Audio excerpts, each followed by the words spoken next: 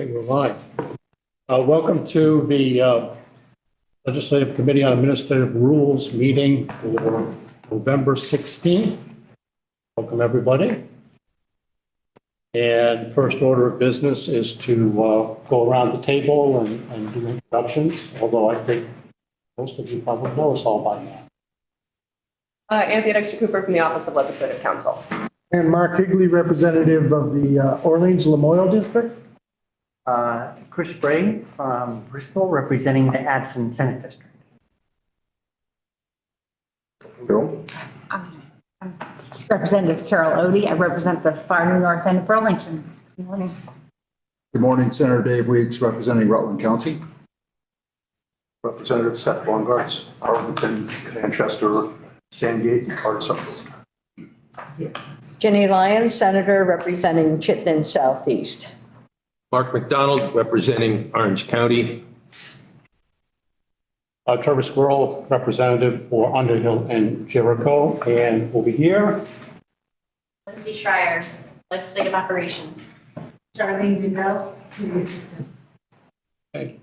First order of business are the minutes from November 2nd, 2023. Do I have a motion? So moved. Senator Bray has moved to accept the minutes of November 2nd. Any discussion? All those in favor, please say aye. Aye. Opposed? Thank you very much.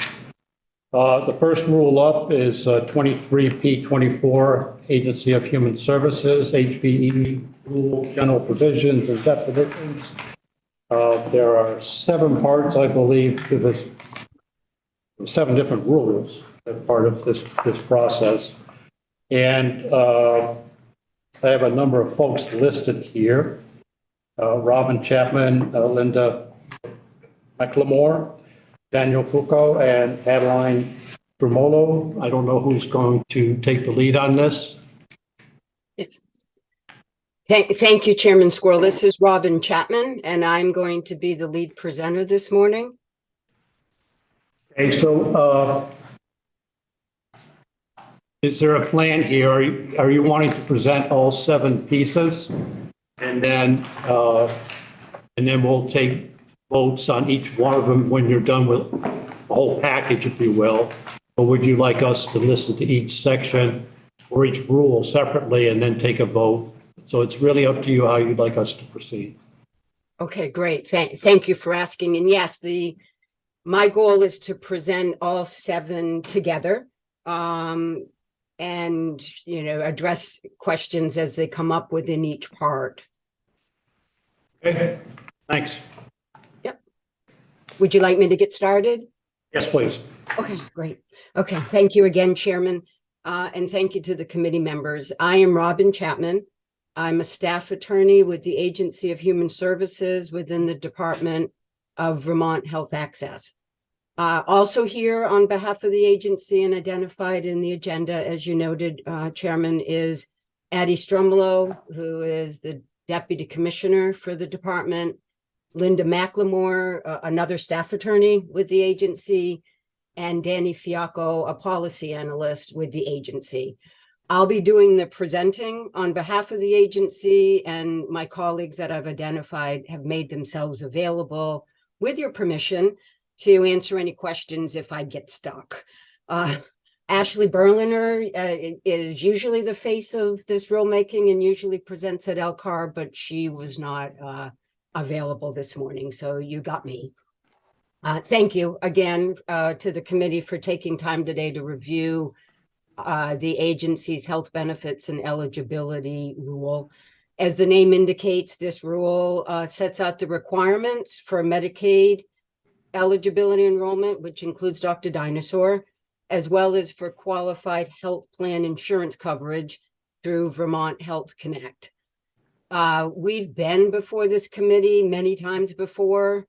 Since 2014, we have actually been revising this rule on an annual basis, pretty much in reaction to newly issued federal guidance that comes out under the Affordable Care Act.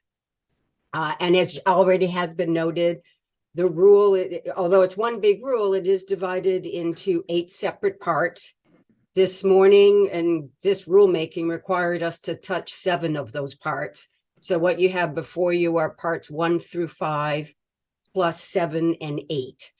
And attached to each part are the corresponding APA pages. Those are all identical in each part, which we do deliberately for ease of review.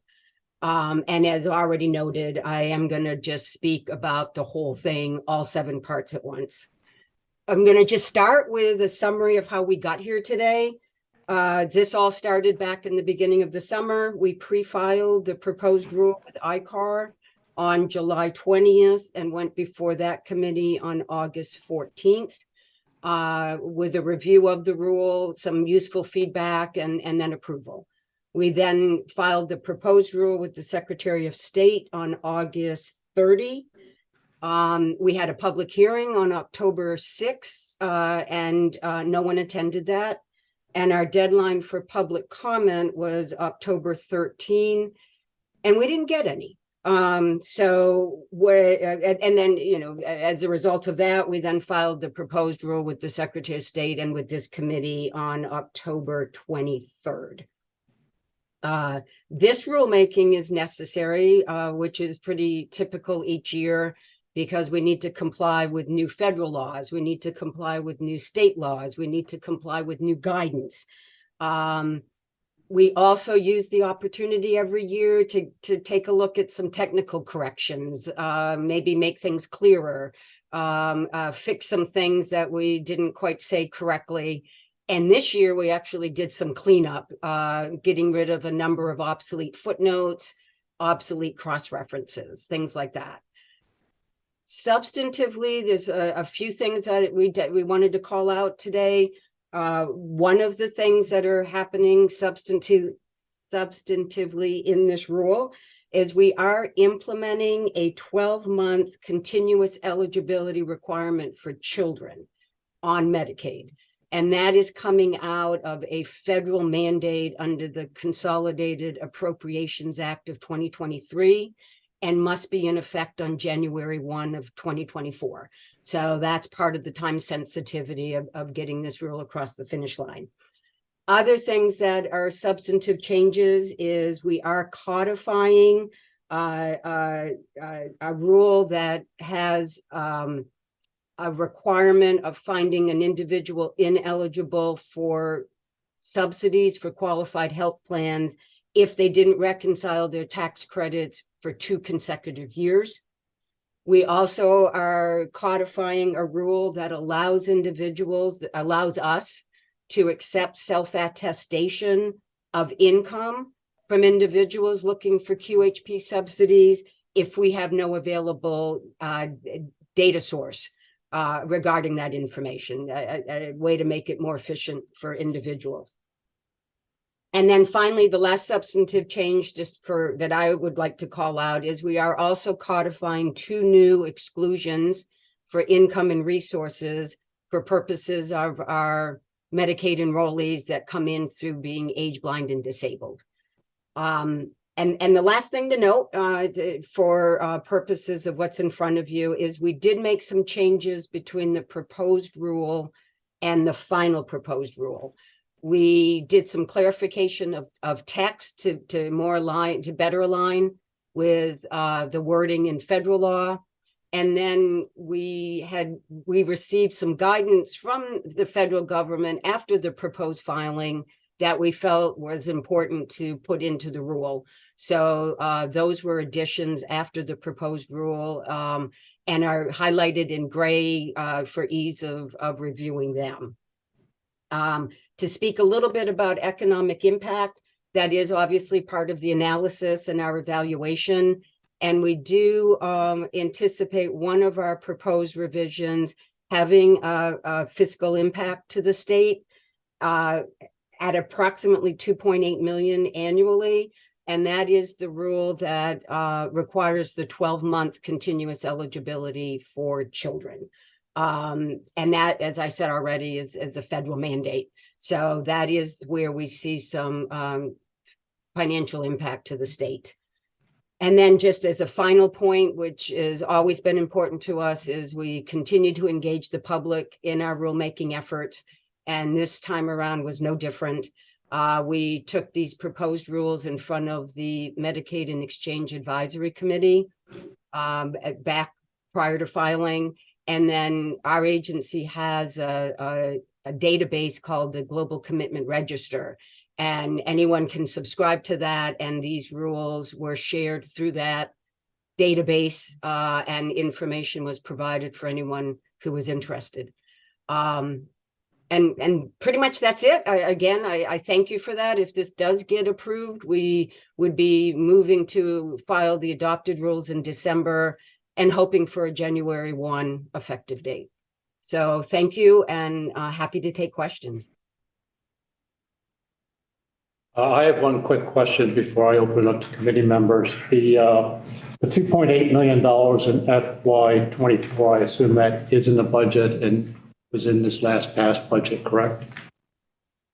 I want to say yes, but I would I'm certainly. getting a nod from Senator Lyons. I'm pretty sure it was. I think maybe Addie Strimolo could add some clarity. Hi, everyone. Addie Stremolo, Deputy Commissioner at DEVA. My understanding is that appropriation is going to be proposed in the BAA. BAA. And this is an ongoing, generally speaking, it's an ongoing expense, so that'll be true for FY25 also. Correct. Thank you. Committee members, other questions?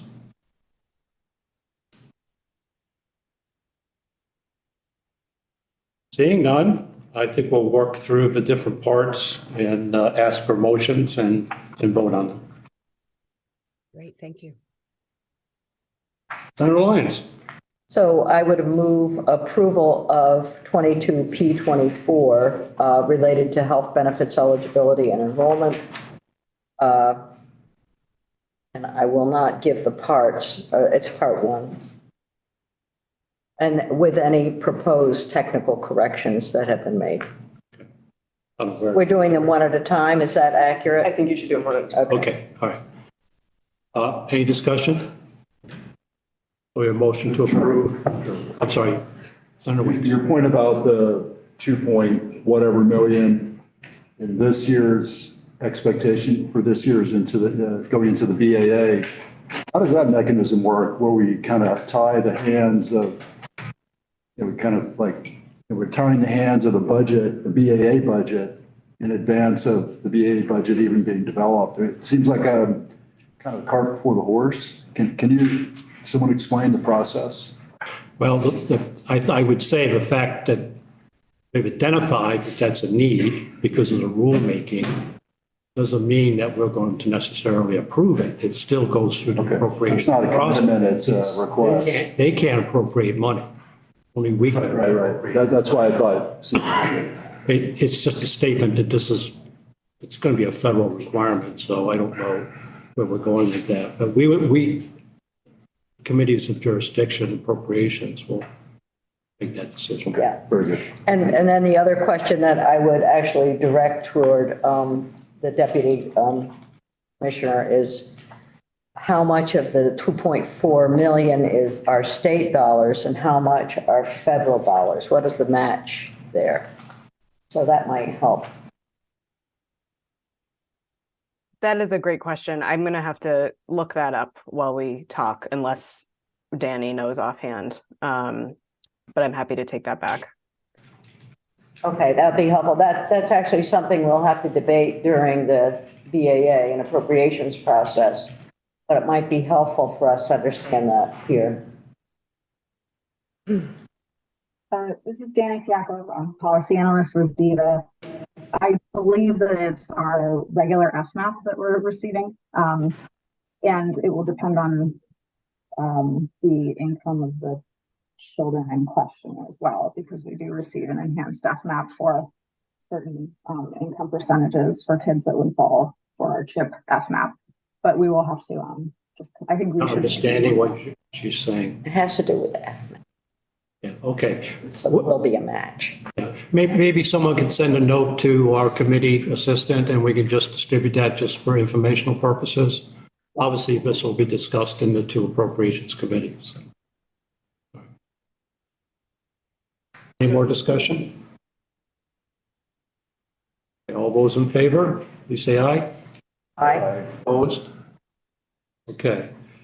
Now we have 23P25. I will move 23P25 relating to health benefits eligibility and enrollment. I believe this is part 2 with any technical corrections that have been proposed. Okay, we have a motion to approve 23P25. Any discussion?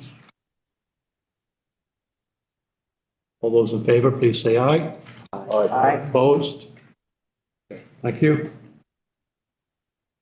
I will move 23P26, also relating to non-financial eligibility, part 3. Okay, we have a motion to approve 23P26. Any discussion? Seeing none, all those in favor, please say aye. Aye. Opposed? Thank you. I'll move 23P27, special rules for Medicaid coverage of long-term service and supports eligibility and post-eligibility, part 4, Okay, we have a motion to approve. with any proposed technical corrections. We have a motion to approve 23P27. Any discussion? Seeing none, all those in favor, please say aye. Aye. Opposed? Okay, thank you.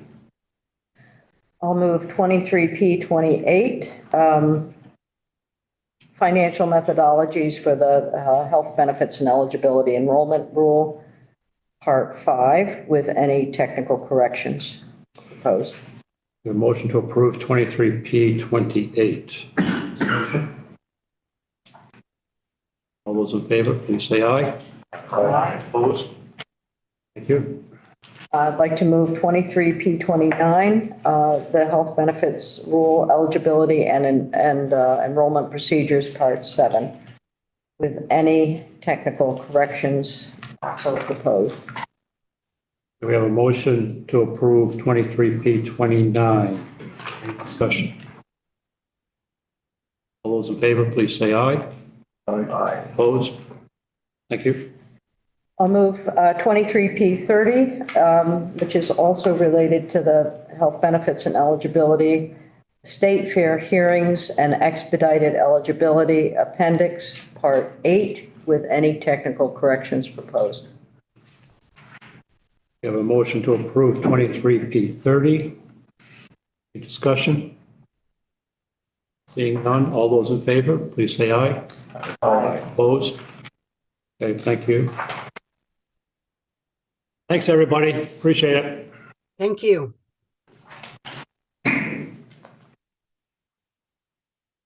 Okay, next up, we have 23P15, the Ferber species rule.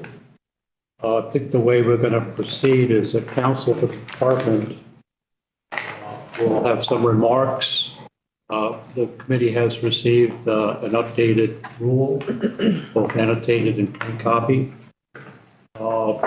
After which we'll open it up for questions for council and the committee members. I will then have a motion to address a piece that was missing, which is the landowner commission piece. Okay, and then the committee will proceed with how we want to decide on the rule. Council. Good morning. For the record, I'm Catherine Guessing, General Counsel for Fish and Wildlife, here on behalf of the board. Talk about the fur-bearing species rule. I think it's fair to say that Vermont history has demonstrated the success of scientific wildlife management. In the late 1800s, extensive clearing, land use, and the lack of regulation for hunting resulted in the extirpation and precipitous decline of many common species. Turkey were extinct, black bear, beaver, and deer, were hard to find.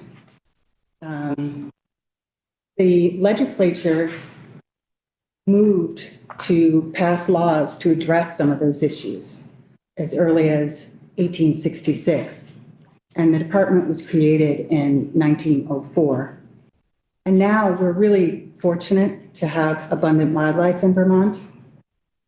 We also have good biodiversity ratings, and these facts are in large part due to the efforts of the department and its many, many partners, including the legislature, including federal and state agencies, a lot of so many nonprofit organizations that I can't name them all, but they include environmental groups and land trusts, as well as towns that have conservation commissions and have passed municipal laws, and public educational institutions like UVM, who have assisted us with research that has allowed us to inform scientific wildlife management.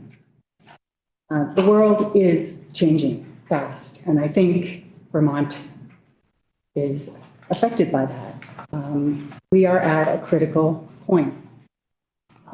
The threats to wildlife are existential, they're critical. They include climate change, population growth, habitat degradation and fragmentation, development. I think you all probably have done, many of you, if not all of you, have worked on these issues over the years. And I bring this up for 3 reasons related to this rulemaking process. First, trapping and hunting with dogs are a management tool that the department uses to reduce and help us resolve wildlife conflicts. And in the case of trapping, it provides us with critical biological information that we use to manage fur-bearing species.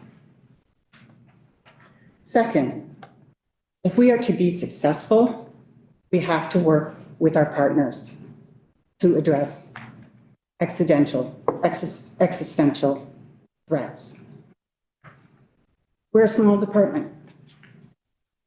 We have 140 employees. We have limited resources. We have to prioritize our work. And third, our staff spends a lot of time on that priority work. Land acquisition, regulatory review, C&E species, recovery plans, habitat management.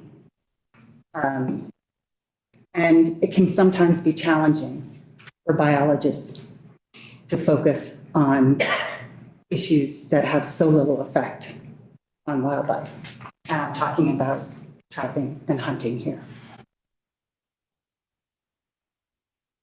Priorities that have been imposed on us have been promoted by a very dedicated and sophisticated group of animal rights advocates. And I don't want to overstate this because not everybody that you've heard from is an animal rights advocate. There are lots of people who don't fit into that description. But the department sincerely believes that they represent a minority view in Vermont. And I say that because of the results of the responsive management survey, which I talked about at the first meeting, and some of the testimony that you heard. For example, the Vermont Federation of Sportsmen's Club indicated that they represent 14,000 Vermonters. I know that there have been some really troubling and tragic experiences that people have had with hunting incidents, not only trapping, but hunting in towns. And I don't want to belittle that. That's a fact. You've heard some of those stories. Unfortunately, we cannot eliminate risk with regulation. And I can think of a lot of everyday examples, but I'm just going to focus on the traffic because that's what part of what we're here today to talk about. The biggest risks associated with trapping are violations, people who are trapping in violations of the rules, and nuisance trapping, people who are trying to address a wildlife issue that poses a risk either to public infrastructure, private property, pets, public safety, livestock, things like that. Oddly enough, you've received some late filings from folks, and they actually support the department's statement on that, if you really examine the situations. The board approved a rule that significantly reduces these risks. And I challenge you to find any regulatory scheme that regulates these activities that is more stringent than what you have before you, unless it bans the activity. Of course, you could probably go to some states and find a piece of their regulatory scheme that might be more stringent than what's in our rules. Like some states have 500 feet setbacks, but this is unusual. And in its entirety, this rule likely imposes the most comprehensive requirements in the United States. Vermont would be the first state to implement best management practices if these rules pass. The commissioner, on behalf of the department, was willing to engage in this process because we want to start working cooperatively with our partners, with the legislature on priority issues. And if we don't do that, we may not be successful in the long run in ensuring that wildlife persists in the landscape now and in the future. I did just want to highlight a couple of things that I think may come up.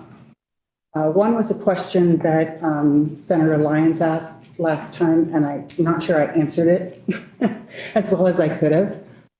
It was a question about whether or not we considered additional penalties in the rulemaking process.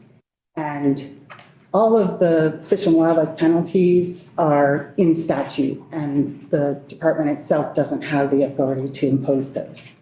But because the coyote hunting rule imposes a whole bunch of additional requirements that were never there before, those requirements, each of them, if somebody doesn't comply with them, they are violations under the statute, because there's a catch-all under the statute that allows us to pursue that enforcement.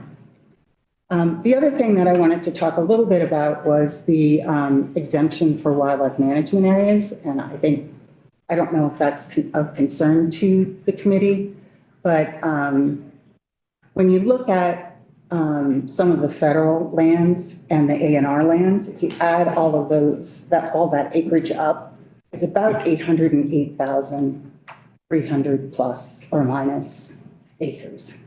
And the Fish and Wildlife lands are about 133. So I have no data on municipal lands. But exempting trails on wildlife management areas where there has never been a incident would entail about 16% of that entire acreage.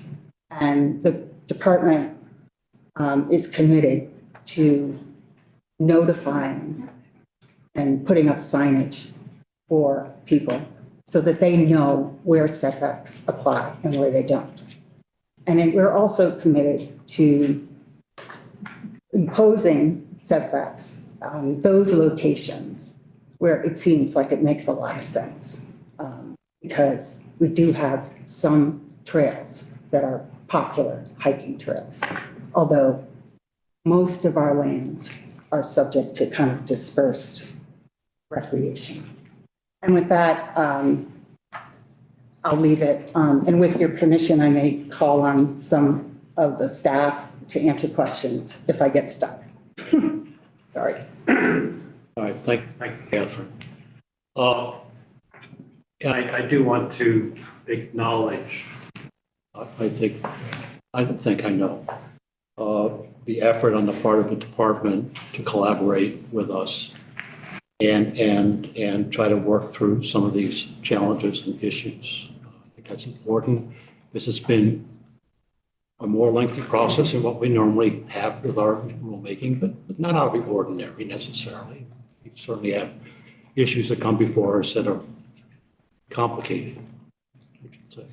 But again, I do want to put on the record that I do appreciate all the efforts of the department to work with us on this. We're probably not going to agree on everything. I appreciate it. I will entertain questions from the committee.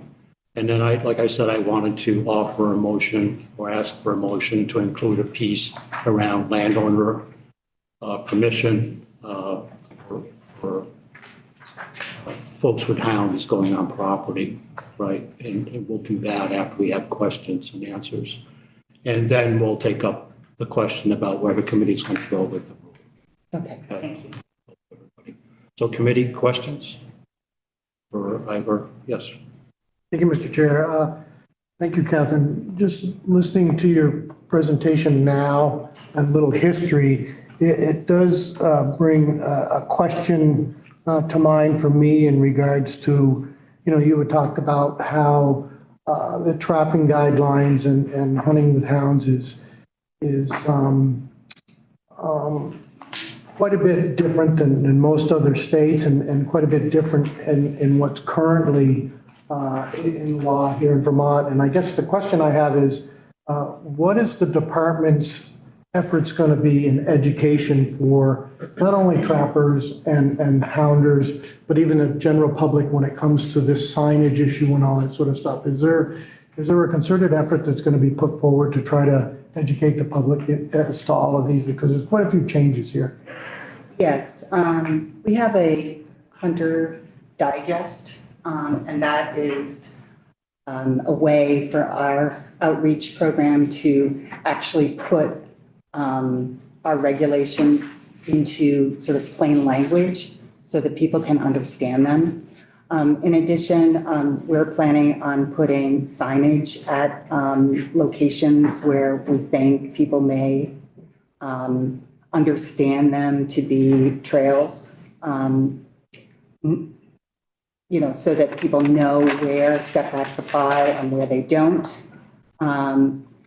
Because the coyote permit would be new, if it were to pass, there's a 100 permit limit. One of our plans was to have the wardens personally sort of go and meet with some of these folks so that they can talk to them about the importance of following the regulations, explain the regulations, explain the importance of respecting landowner property rights, and what kinds of penalties would be imposed if they didn't comply. So it definitely will be a heavy lift, but it's something that we've already started to think about. we've updated our trapper education manual to include many of the clauses that are in the rule already, because we think that the best management practices are a good idea, and we do also think that they will reduce risks to incidental animals and pets. So I hope I've answered your question, but those are some of the things. And then Kim Royer, it has her. For the record, Kim Royer, former project leader, but I will just mention one other educational tool that we use is the Furbear Project does an annual newsletter, and we always include new regulations. It goes out to every trapper that's ever bought a license, so maybe down to 1,000 or 1,300 people.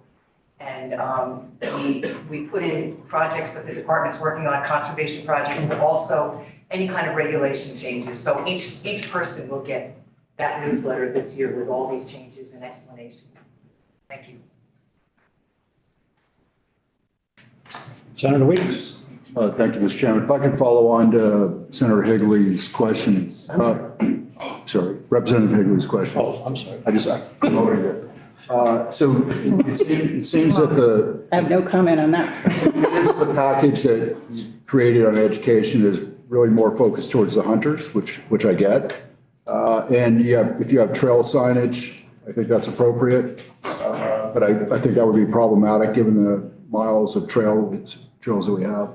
I'm curious if you're intending to do like a media splash to just educate everybody statewide, big papers, small papers, what have you, make use of essentially, the free media that's accessible to. Yeah, I mean, I do think we will do that. We've had great success with our press releases, if you will. I mean, they tend to get picked up pretty widely, and we've also used social media, to spread the word, because the younger crowd obviously is focused on social media. Not all, but so we'll use both those tools to spread the word. Thank you. Good point. Sir. Sorry. Oh, the Commissioner. Commissioner. For the record, Christopher Harris, Commissioner of the Department of Fish and Wildlife. Senator, as you may know, the department has an incredibly robust outreach division.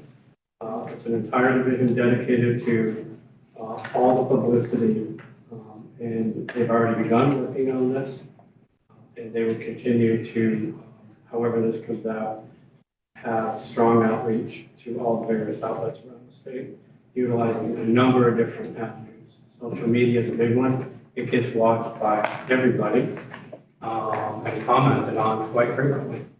So we do know there's people looking at it. But Front Porch Forum, local papers, all those avenues would be utilized. Thanks. So there's another question.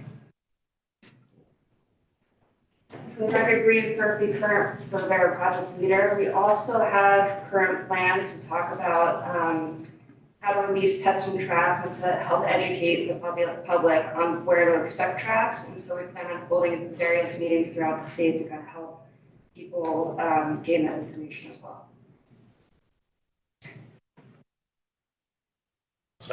Yes, sir. Thank you.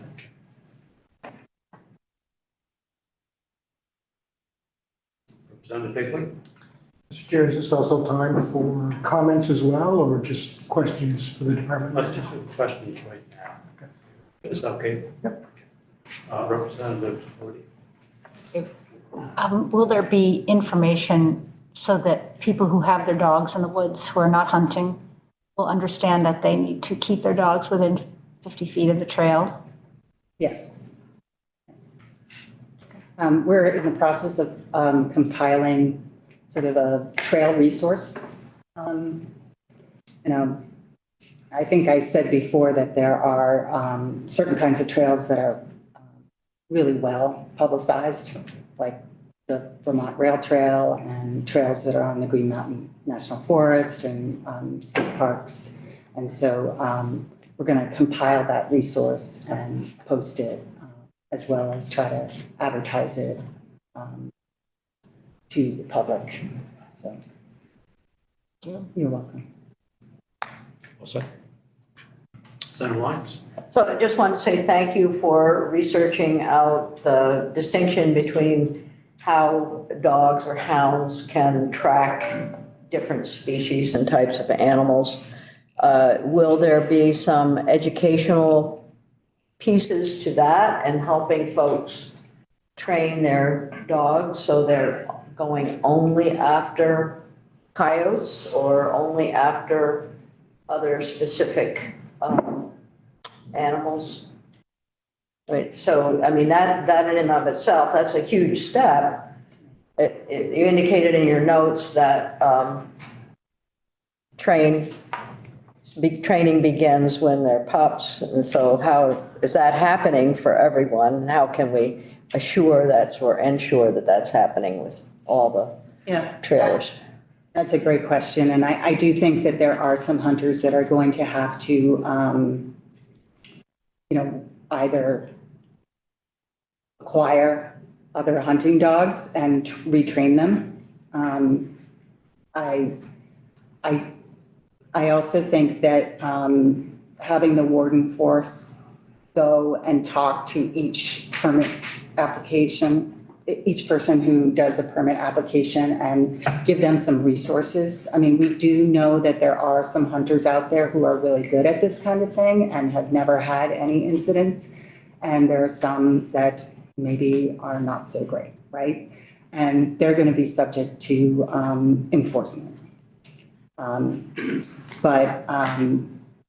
If we can connect those people that need assistance with the ones that are good at this, I think we'll make an effort to do that, to connect people to mentors and training resources.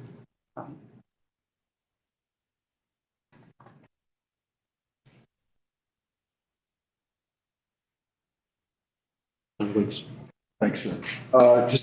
I had a question from a constituent, which I thought should get a little bit of play, and that was that what's the logic between the 50-foot setback as it follows a trail, but then overlaps into a water area that the underwater rules would allow trapping within the 50-foot exclusion area? What's the logic of allowing underwater trapping within that 50-foot boundary? If you can kind of provide some background, would be helpful. Prior to the incident in Castleton, we were only aware of one other incident that occurred, and it was out of season. The Castleton issue was also out of season. It was a nuisance trapping issue where the university hired somebody to trap beavers because they were plugging up a small dam outlet, and there was flooding involved. So, in general, when you place things underwater, the scent of whatever the bait is and the risk sort of associated with that is really reduced. And that was our thinking. I don't know if there's other staff that want to talk about that, but that's generally. Okay, thanks.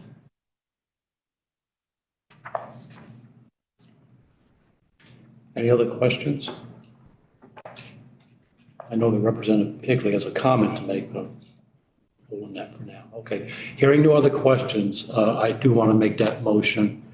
I'd like to have a motion to consider the inclusion of section 4.220.7, which was inadvertently excluded from what was approved by the Fish and Wildlife Board as part of the proposed modifications submitted by the Fish and Wildlife Board in correspondence from Catherine Jessing dated November 14th, 2023. And for reference, 427, I think it's a three-part where you can't release your dogs on posted land. And then an encouragement for people hunting coyotes with the aid of dogs to seek landowner permission on non-posted land. And then it speaks to hunter education to incorporate this in that hunter education process. Senator Bray. I move that we consider the inclusion of section 4.20.7, which was inadvertently excluded from what was approved by the Fish and Wildlife Board as part of the proposed modifications submitted by the Fish and Wildlife Board in correspondence from Catherine Guessing dated November 14, 2023. We have a motion for Senator Bray. Any discussion? All those in favor, please say aye. Aye. Opposed? Okay, thank you very much. Representative Hagelin. Thank you, Mr. Chair. There's actually a question in here as well. That's I have a unique perspective to know a number of folks in the southern part of the state along the Massachusetts border, and also, of course, along the Canadian border. I've talked with hounders in both areas. The ones down south have a relationship with a number of folks from, whether it's Bernardston, Mass, Coleraine, a number of towns down that way. And then, of course, I've been in correspondence with some hounders in the Troy, North Troy area. And I guess one of their concerns is this limited number of permits of 100. Again, the North Troy individual told me that he can think of as many as 30 in our local area that might be looking at that. I realize that there's a lottery process. But again, my concern, I guess, is, and it sounds like this whole 100 number permit figure was kind of drawn maybe from looking at folks that have do bear hunting with dogs and so on. But again, I'm hoping that there's a future ability to increase that amount.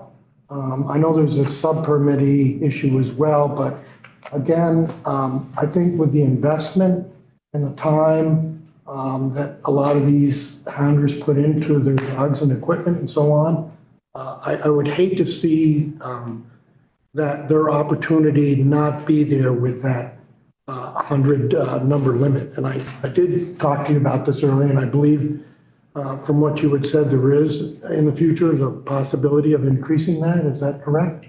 So the 100-foot limit is a statutory provision. So we would have to come back to the legislature and request that that number be raised. At the time that Act 165 was being discussed, we really had no good information about how many hunters there were. You know, we could give information to the committees about how many bear hounders there were. So that number was somewhat random in a way. So I do think that once we have a better handle on how many permit applications we get, you know, we could conceivably come back to the legislature and ask for some adjustments. Okay, thank you. Thank you, Mr. Chair. You all set? Anybody else? Senator Bray.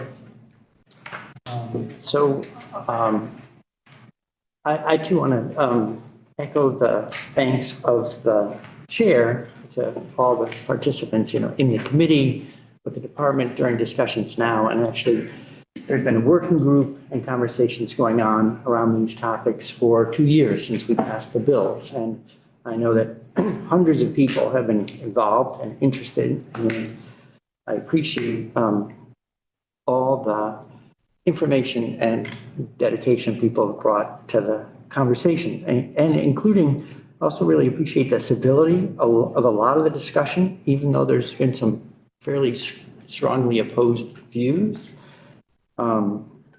And I hope that as we go forward, because today is only a milestone in all this work, that people will continue to focus on the policies and the programs and steer clear of talking about people and including speculations to the motivations of some of our fellow Vermonters.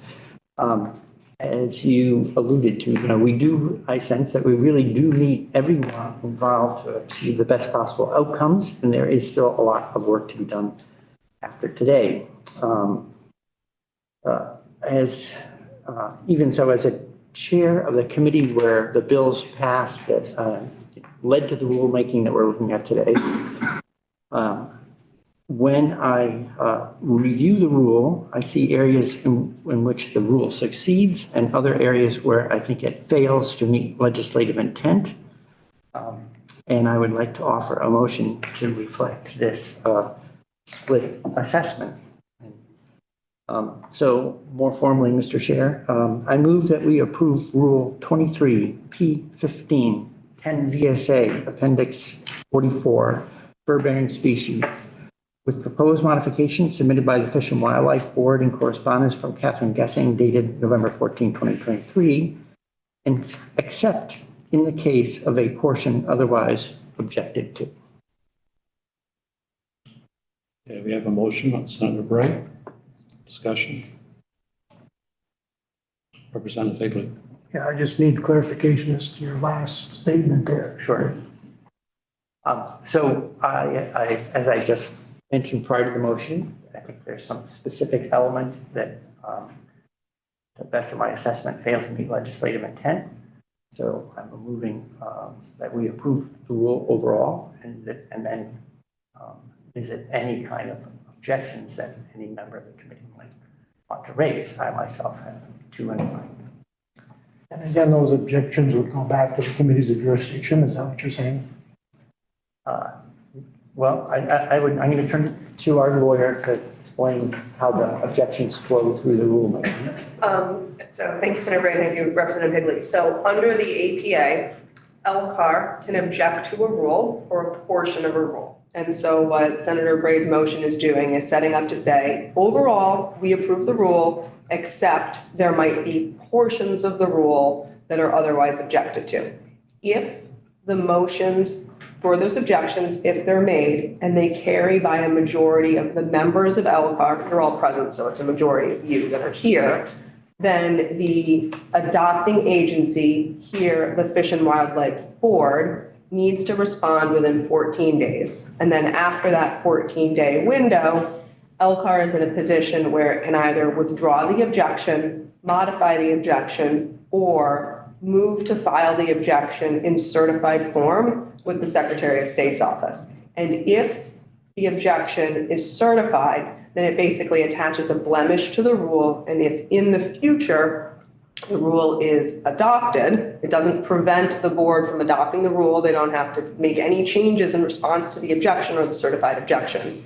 If there's litigation in the future, the burden of proof would shift to the board to prove that the basis for the objection was not there. And you heard Senator Bray say that it was on the grounds of legislative intent. So if there is a certified objection to a portion of the rule on the ground that is inconsistent with legislative intent, and there's litigation, the board would need to have the burden of proof on there being consistency with legislative intent there. So again, from an underlying perspective, if you think about what LCAR can do, LCAR can approve rules, LCAR can approve rules with modifications, LCAR can be silent and just wait for the review period to lapse, or LCAR can object to a rule, and then that carries that legal significance. LCAR can't make an adopting agency change a rule, it can't send it back to the adopting agency, but it can object with those two majority of all members' votes, and then that carries that legal significance if the rule is subsequently adopted. Does that help? Helps to some extent. Okay. I do have further questions. Okay. Are they for me? I believe so. Sure. So the objections, I mean, how can I vote for this if I don't know what the objections are?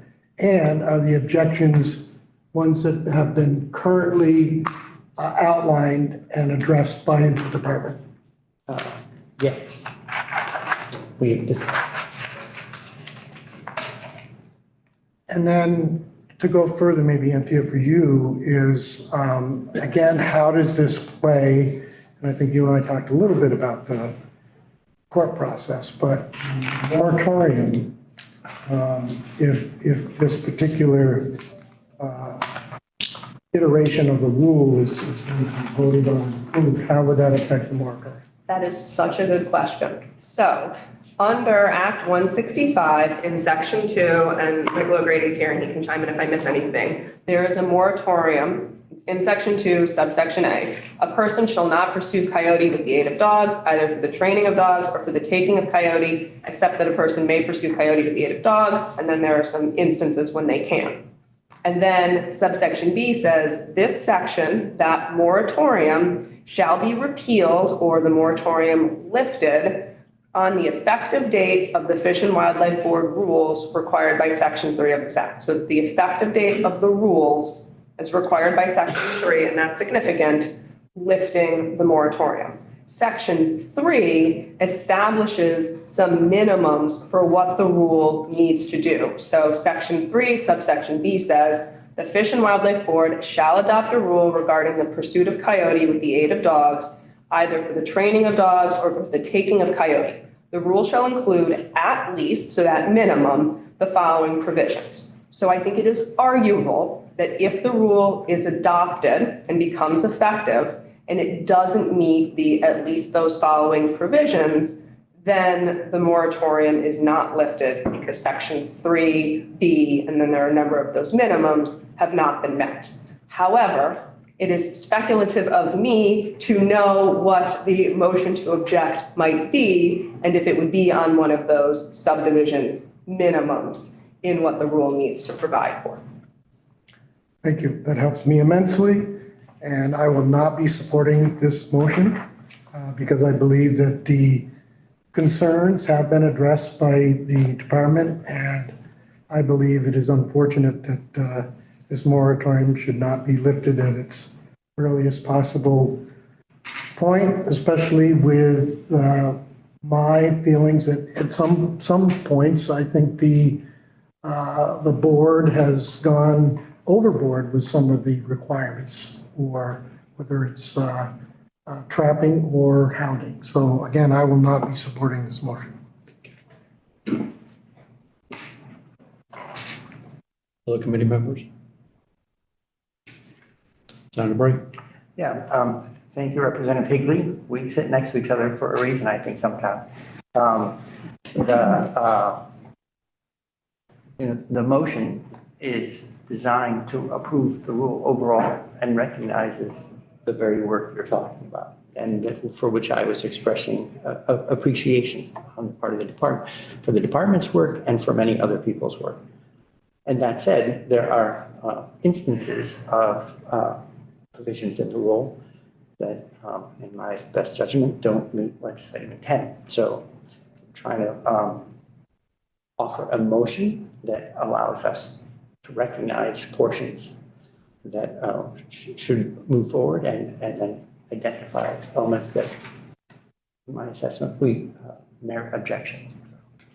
That's the reason for the two pieces, the two buckets in the motion. Other committee members?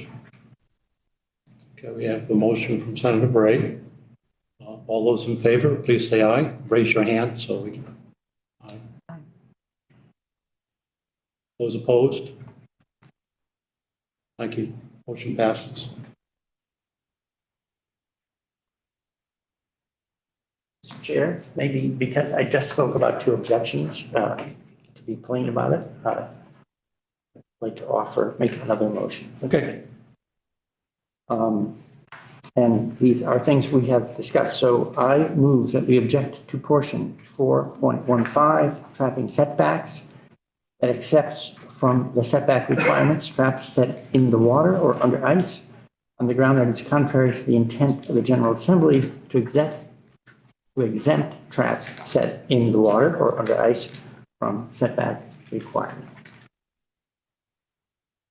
A motion, Senator Bray, regarding setbacks for traps in water or under ice. Any discussion? Just for clarity, can you say it again? Sure. There's, you want me to say it in English or read the motion? There's a provision that you had asked a question earlier about the setback, not including the setback requirements for traps set in water and ice.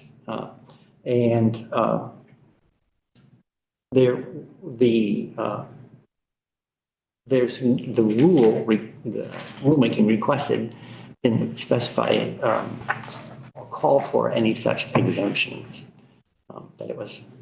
So therefore, saying that, seeing it as contrary to legislative intent, and therefore objecting to that particular point in the rule. So if I could, Mr. Chairman, thank you, Senator Bray. Yeah. Let me try to summarize, make sure this, I've got this, absorbed this. So your motion is to remove the exemption of the underwater traps within the boundaries, the 50-foot boundaries following a trail. Yeah, so our lawyer can help get this legally correct, but I'm not, all I'm making in this motion is a motion to object to that particular provision. The response of any party to the objection is beyond what I know.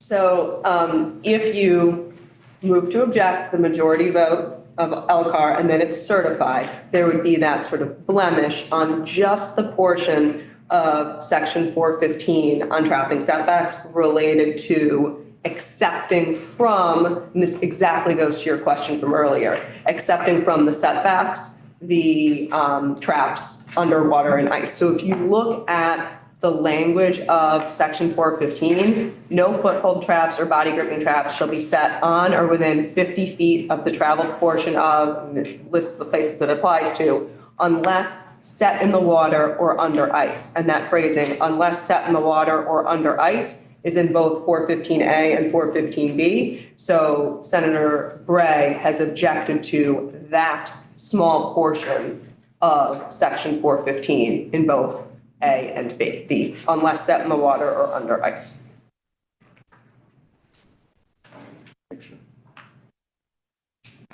Other questions? Senator McDonald. So, well, Council, does that mean 50 feet means 50 feet, regardless of where the trap is set? So that would be saying that the rule can still be adopted just as it is on the page with the exception. But if there is litigation, the burden of proof would shift to the board to say that it is consistent with legislative intent, because that was the ground that Senator Bray's objection was under, that it is consistent with legislative intent to accept from the setbacks traps that are in the water or under ice. We're asking for English. 4 times. Okay, so if we're talking just in English, LCAR can't change a rule. LCAR can't say, well, 50 feet is 50 feet, except when it's not 50 feet in these places. All LCAR can do is object. And then what happens after the objection happens after the objection. You don't know if there's ever going to be any litigation. You don't know if the board's going to adopt the rule. You don't know if in the next 14 days the board's going to propose a modification. It is very, very speculative what happens based on the objection and telegraphing into the future if you certify the objection, if there is that blemish on the rule. So all Senator Bray's motion is doing is that first step of LCAR objecting to a portion of the rule, that unless set in water or under ice portion of 415.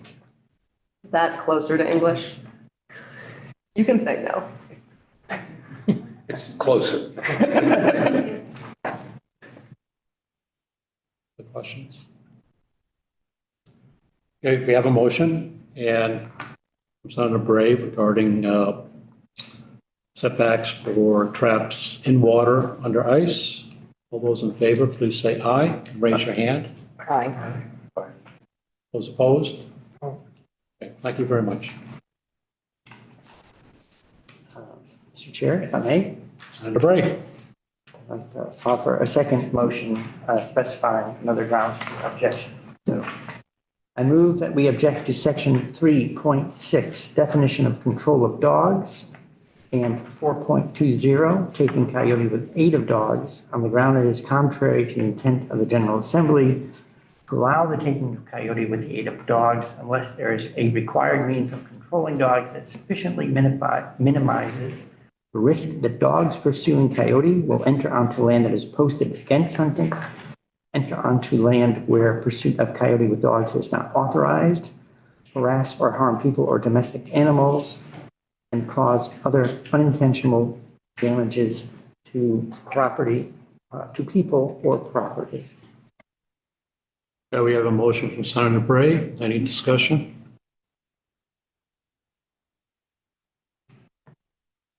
Seeing none. All those in favor, please say aye. Aye. Opposed? Thank you.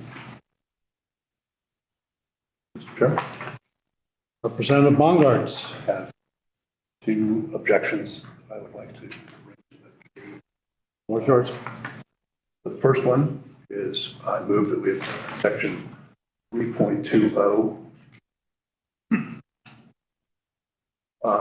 the definition of trapping on the ground that is contrary to the intent of the General Assembly to add the word hunt to the definition. We have a motion from Representative Bongartz regarding definition of trapping. Discussion? Senator Weeks. Can I ask the Representative Bongartz to articulate a little further on the objection to the definition? It has always been hunting, fishing, trapping. The department, I understand the department takes the position that they have always considered trapping to also be considered hunting. But hunting is constitutionally protected. It's not clear that trapping is, and they take the position it is, and I understand that, but this is an issue that should be decided by the legislature, not by the insertion of the word, just, if you will, arbitrarily by the department.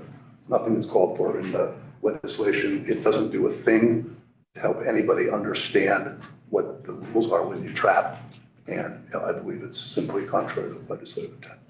And so I think it's an encroachment on the authority of the legislature.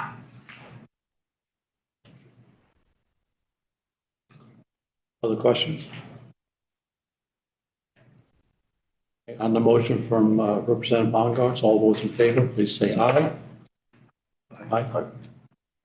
Opposed? No. Thank you.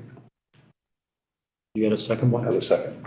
I move that we object to section 3.14B, portion of the definition of public trail on the ground that is contrary to the intent of the General Assembly not to include all trails where persons may reasonably be expected to recreate. Okay, we have a motion from Representative Bongartz regarding the definition of public trail. Any discussion? Seeing none, all those in favor of the motion, please say aye. Aye. Aye. Those opposed? No. Okay. Thank you. Is that everything, committee members? Okay. Any other last finished comments or members? Okay. Oh, Senator McDonald. I wanted to acknowledge the hard work and effort that went into improving the current types of traps that would be used henceforth. And I think that is a step in the right direction, and I'm grateful for the department's work on that. Thank you. Thank you, Catherine. And thank you, Commissioner and the department. I do have a question. Yes. Given that 14 days is not very far from now, and there's a holiday in between, and we're working with a board, is there a possibility that we might be able to ask for an extension to the 14 days. I'm not saying we're going to, I just wanted to raise that.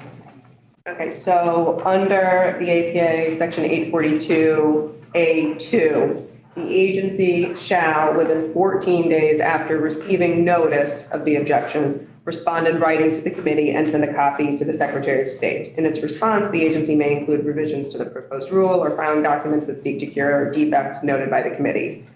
And then under the list of procedural failures, failure to respond to an objection of the Legislative Committee on Administrative Rules is required in section 842 of the title, prevents a rule from taking effect. So I don't think LCAR can not withstand statute to give you an extension on the 14 days. But if you don't respond, you can't adopt the rule. And I think there's sort of an understanding, not speaking for the decision makers, that they would probably like to hear the response before certifying the objection or not.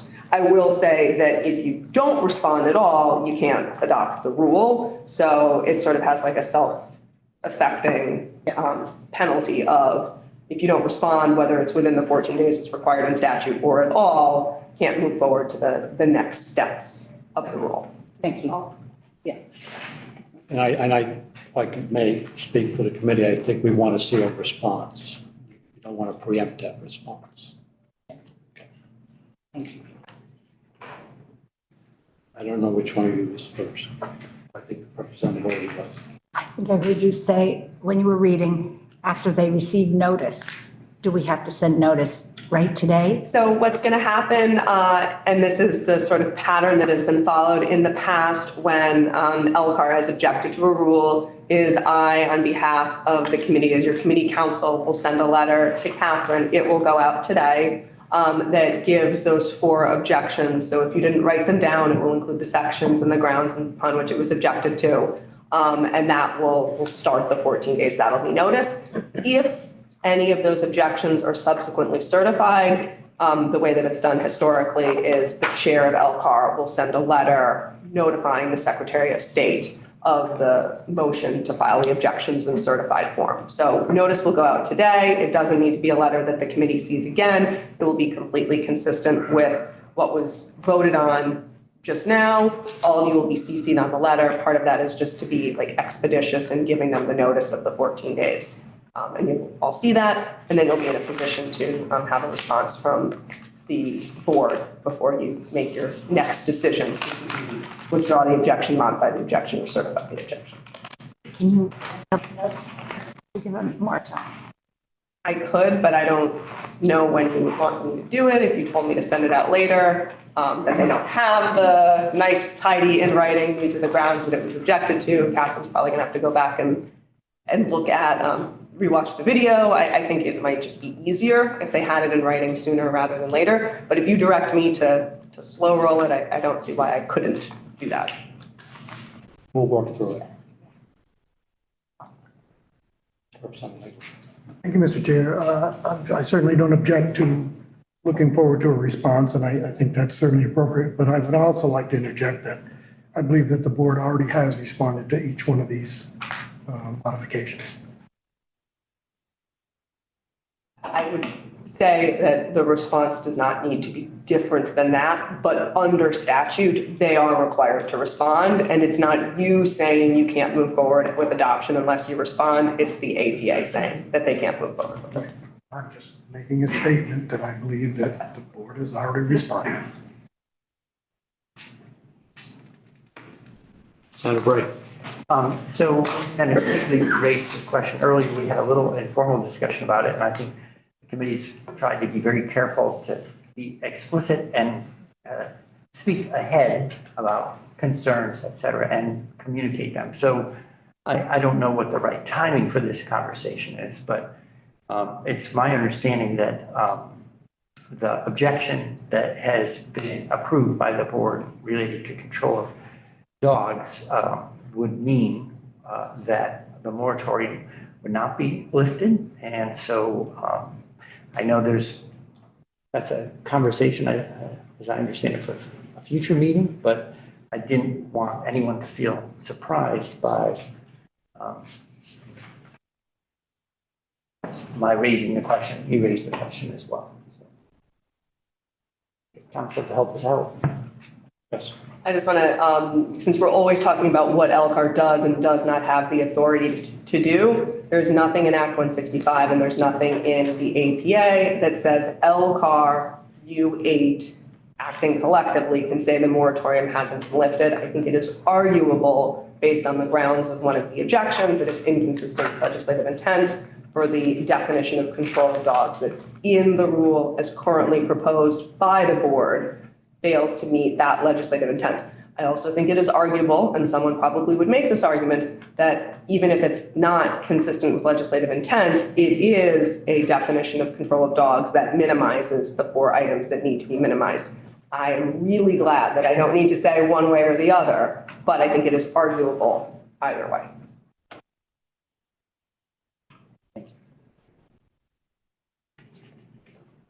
Hearing no other comments, Representative Higley. Not to belabor this, but again, I think that particular provision is in essence a de facto ban on hunting coyotes with hounds. I want to say thank you to everyone that's participated in this process, your energy and effort. I also want to call out counsel for the committee and our Secretary Counsel, Legislative Counsel over there for his expertise as a subject matter expert. Appreciate everyone's involvement. Thank you.